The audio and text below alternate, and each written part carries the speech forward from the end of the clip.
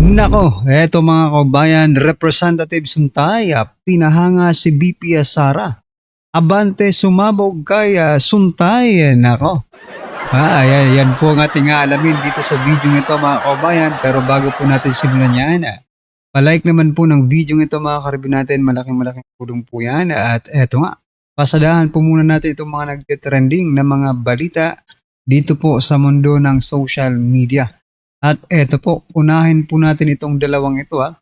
Ito pong si Lacson at si Tulfo, no?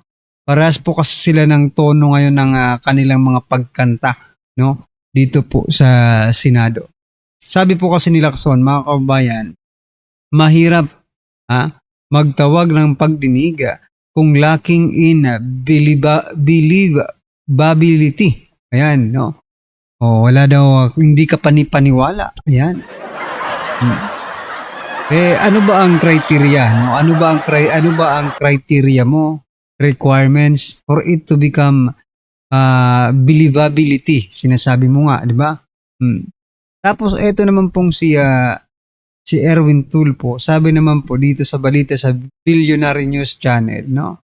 Tulfo warns probe into soldiers allegations could turn into telenovela. Aba? Parehas po sila, di ba? Isa lang po ang tono ng kanilang salita, no? Gusto po nilang ihinto at huwag magkaroon ng hearing patungkol po dito sa 18 soldiers, no? Sabi nga ni Senator Amy Marcos, bakit ninyo pinipigilan, no?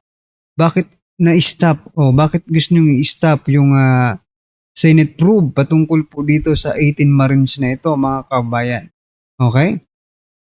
So, ang naiisip po dito, meron pa ba tayong maaasahan ngayon sa Senado?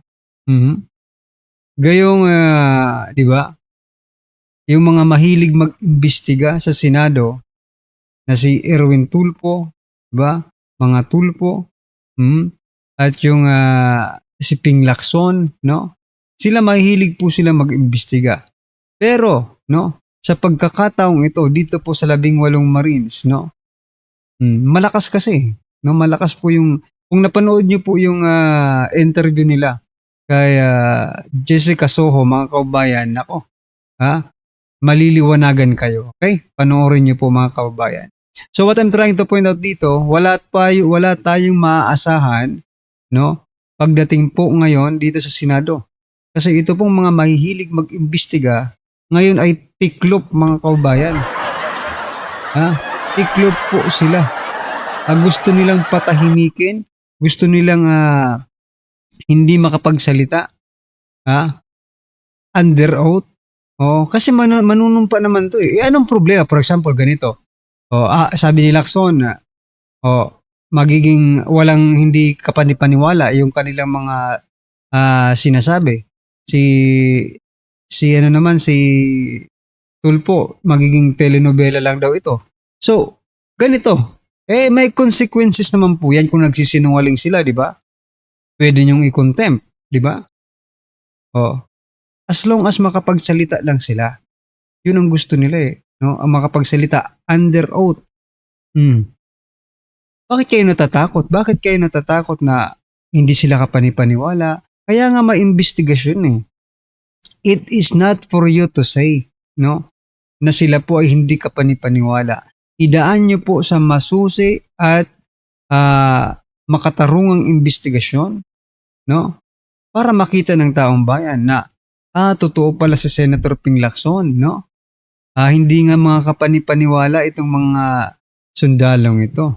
Totoo nga pala yung sinasabi ni Tulfo, no? Telenovela. Pero ito napansin nyo ba? Nung Senate probe, no? Kay BP Sara sa kung ano-anong aligasyon. Diba? Sabi ng taong bayan, drama lang yan eh. Ngayon, hindi niyo sinabi noon eh. Kay BP Sara. Nung iniimbestigahan niyo siya. Hindi naman niyo sinabing magiging telenovela ito eh. Telenovela, di ba? Ngayon itong 18 Marines, telenovela agad. Ako po. Kaya marami ang magagalit sa inyo eh. Hmm. Marami po ang nagagalit ngayon sa Senado dahil po dito na parang gusto nilang hindi makapagsalita, no, itong 18 Marines. Pero you are too late, no? Mag-imbestiga man kayo sa hindi, nakapagsalita na po sila, no? Puntahan nyo po, i-search nyo po sa YouTube mga kaubayan yung interview nila kay Ma'am Jessica Soho. Nako, maliliwanagan tayo sa lahat ng sinasabi nila. Alright, at eto, pasadahan po natin itong isa pang eto mga kabayan, grabe po yung ginawa nila sa camera. Caloocan City Representative Edgar Erice pinalitan bilang House Senior Deputy Minority Leader. Aba, sino pong ipinalit? Si De Lima mga kababayan. Ito po ang post mula sa The Leader I Want sabi po dito, bagong House Senior Deputy Minority Leader. Pinalitan si Caloocan City Representative Edgar Erice bilang House Senior Deputy Minority Leader. Ang bagong itinalaga ay si mamamayang Liberal Party List Representative Laila De Lima. Isang makabuluhang pagbabago sa hanay ng minorya sa Kamara.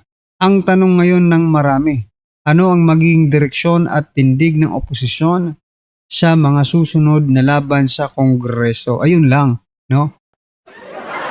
Ito ang drama, ito ang telenovela, mga kabayan, okay? So ano na nga ba ang magiging stand ng opposition, ng minority? Ngayong si De Lima na po ang kanilang minority leader, House Senior Deputy Minority Leader, no? Di wala nang opposition kasi hindi naman nag-uupo si De Lima sa administrasyon eh. No?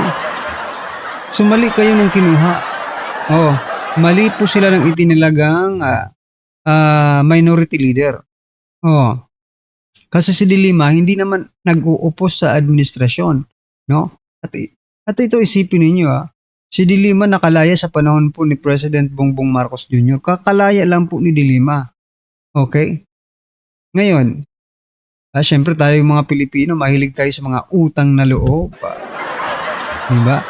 Ito po ang naging komento ng ating mga kababayan patungkol po sa dito sa pagpapalit ng liderato ng minorya. Sabi po ni Jenny, no? Ganyan kawalang kadignidad ang Congress na yan, mga salot, namumunong nakaupo. Anong aasahan nyo? Bangag na demonyo amo nila. Puro kaniliman na ang nangyayari sa Pilipinas, lintik. Ako man nabudol noon ng bangag na yan. Kung hindi dahil kay VP Sara, hindi ko iboboto yan. Correct. Diba? Mas malala pa ang Congress kaysa Wara. Pagkalaban, palit agad. Pagkalaban, palit agad, syempre. Panalo pa din to. Pagdating ng halalan, yung ilan dyan, ginagamit lang ninyo yung tunay na may majority na kalaban ang taong bayan. Ang dapat sana pag-usapan na priority ngayon ay kung paano magkaisa para talakayin ang itigil muna ng gobyerno ang pagsingil sa tax sa oil, gas, gasolina para sa mga bilihin pang-araw-araw na binibili ng tao ay hindi tumaas na panang todo. Correct, no? Pero nag-post na si President Bongbong Marcos Jr. Ano po yung nila? Yung solution po nila dito po sa pagtaas ng gas, no? Sabi po ng presidente, wag muna kayong gumamit ng mga sasakyan. Mag-commute lang daw muna kayo, sabi ng presidente, mga kababayan. Ano pong masasabi niyo diyan sa gustong mangyari ng presidente? Okay rin naman kung ililibre nila yung mga public utility vehicles, 'di ba? That's good. Kasi ganun rin naman eh. Mamamasahe ka, gagastos ka rin, di ba? Sumakay ka sa sasakyan mo, ganun din, di ba? Gagastos ka talaga. It is not free. Not unless, no? Yung mga kung may subsidy coming from the government, doon po sa mga PUB, pwede na yon, pwede nang libre or something na mabawasan man lang yung pamasahe. Diba? Anyway, sabi po dito, Supreme Court na lang ang natitira. Correct. Ito. Ano po ang inyong opinion dyan mga kabayan? Just comment down below. At ito, pasadahan na po natin yung video. Ito, pasok pa. If you are really serious in killing someone, you do not announce it to the whole world. Why would you announce that you will kill someone if you really intend to kill someone? Common sense dictates otherwise. Thank you, Madam I do Chair. not know if he is lawyering with for the Vice President, because I would even think that Sabi po ni Abante, si Suntay mga kabayan ay lawyering the Vice President. Ito Abante, nung ikaw pa walk out ka pa sa ni PBBM, di ba, sa impeachment, sinabi ba nila sa iyo na you are lawyering the president? Di ba? It is their right, no? Na magsabi ng katotohanan dyan kasi puro lang kasinungalingan ang naririnig namin dyan sa inyo eh. Di ba? Paminsan-minsan na lang po kami makarinig ng katotohanan, pinipigilan mo pa. Di ba? Grabe ito si Abante. he is right now defending her. Ibigay Pero po ito, sa mismong opisina ng secretary. Madam Chair, Well, wala na I'm sa not yet, video yan. I'm not yet finished. I'm not yet finished. In fact, the video actually supports my earlier statement. The complaint alleges that the respondent declared that she had arranged for a person to kill the president, the first lady, and the speaker if she herself were killed. Complaint alleges a public statement, but it does not allege the existence of an actual agreement to kill. There is not even an overt act in furtherance of such agreement. Any act constituting conspiracy or attempted constituting conspiracy or attempted murder. Kasi yung alleged gunman, hindi man lang natin na-present. Now, let's go to the doctrine of free speech. Which guarantees free speech and free press do not permit a state to forbid or prescribe the advocacy of the use of force or of law violation except where such advocacy is directed to inciting or producing imminent lawless action and is likely to incite or produce such action. Advocacy of violence or law breaking is protected unless it is directed at inciting or producing imminent lawless action and is likely to produce such action. That was stated in Salonga versus Cruz Paño, 134 SCRA 438. Now, kung makikita rin natin dun sa statement ni dun sa video, and I'm glad that it was flashed on screen, which kasi in fact dapat nga hindi because it would be premature. As I mentioned, the video is not part of the complaint, but okay lang na ipakita natin dyan because it brings back yung ano natin, yung pag-aalala sa mga yan. The VP said that he hired someone to kill. If she herself was killed, lo and behold, they are both alive. So ibig sabihin, walang overt action which was done. You know, sometimes when I go home late, my wife always threatens to kill me. Sabi sa akin ng asawa ko, papatayin kita na eh. Umaga ka na naman umuwi. And you know, my wife is the queen of our home, ha? And she is highly respected by everyone in our household. But you know, I am still alive. And my wife only kills me with love. Common sense dictates that if you are really serious in killing someone, you do not announce it to the whole world. Why would you announce that you will kill someone if you really intend to kill someone? Common sense dictates otherwise. Thank you, Madam Chair. Madam Chair, Thank you. Honorable Madam Chair. Abante. due respect to Congressman Suntay. I do not know if he is lawyering with for the Vice President because I would even think that he is right now defending her. Pero ito you have seen the video.